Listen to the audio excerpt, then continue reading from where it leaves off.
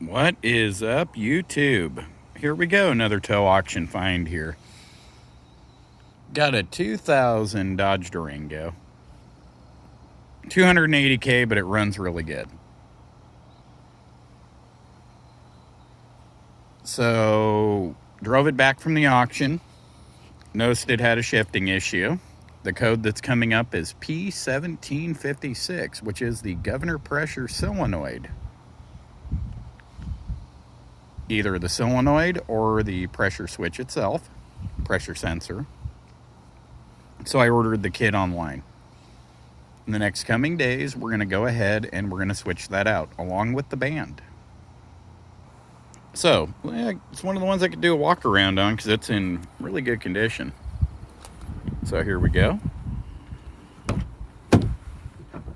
Interior, actually really good.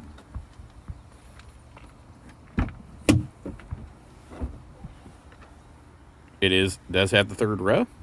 That's always good. And it runs actually really, really good. Just got to get the transmission issue fixed.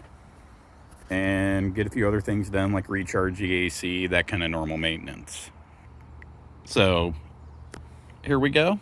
We're going to go ahead and get her done within the next week and a half. I also got other projects coming. Going to go ahead and video that. We're going to go ahead and video doing the transmission, showing you guys how easy it is to change these sensors and solenoids. Going to show you guys how to fish the band that they say you can't replace, but we know the way to do it. So here you guys go. I like providing content. I like providing learning content of common issues, as in this one does not have the no bus. This one's working perfectly fine. But we won't know until we drive it an extended period of time to see if it has the no bus issue. But who knows? This thing may have already had an ECU replacement. All right, guys.